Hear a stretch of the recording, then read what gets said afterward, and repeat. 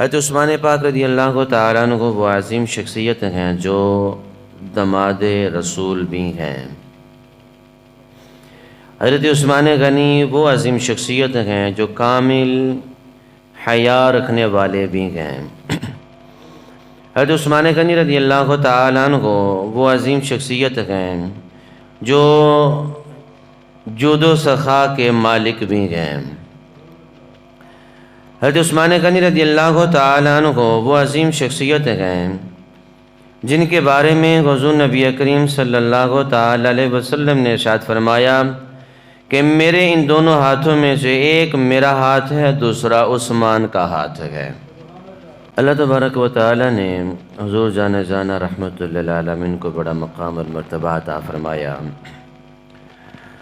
اور آپ کی ذات کے ساتھ جو بھی نسبت حاصل کرتا رہا، میرے اللہ نے اس کو بھی مقام اور مرتبہ عطا فرما دیا۔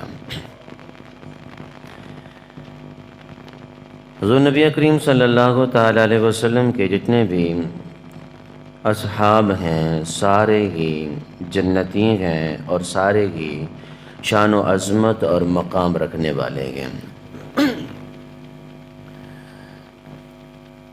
آج کا ہمارا موضوع کیونکہ حضرت عثمان غنی رضی اللہ تعالیٰ عنہ کی شان کے متعلق ہے، تو ہم حضرت عثمان غنی رضی اللہ تعالیٰ عنہ پر ہی گفتگو کریں گے۔ حضرت عثمان پاک رضی اللہ تعالیٰ عنہ وہ عظیم شخصیت ہیں جو دماد رسول بھی ہیں۔ حضرت عثمان غنی وہ عظیم شخصیت ہیں جو کامل حیا رکھنے والے بھی ہیں۔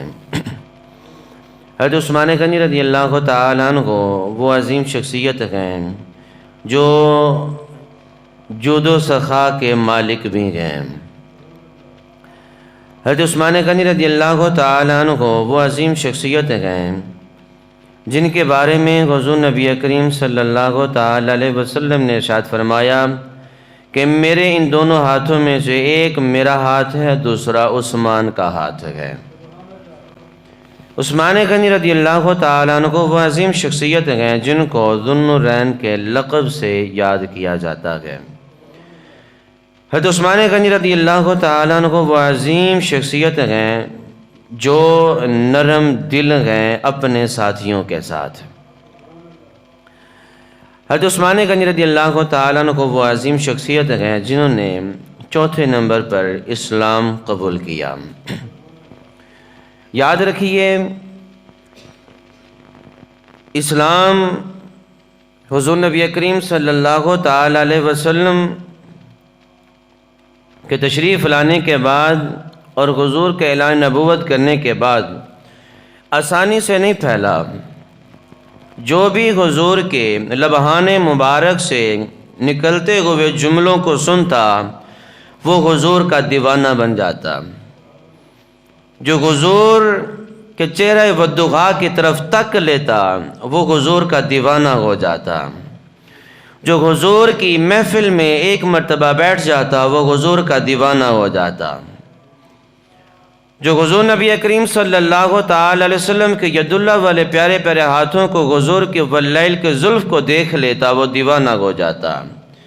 حضور کے عشق کا، حضور کے محبت کا، حضور کی مودت کا اسیر ہو جاتا، قیدی ہو جاتا۔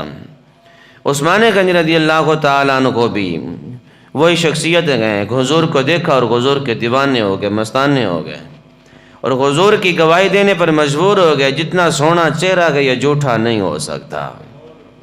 جتنا سونا چہرہ ہے نا، جتنی پیاری گفتگو ہے، یہ پیغمبر، یہ پیارا محمد جھوٹ نہیں بول سکتا، یہ سچا نبی ہے۔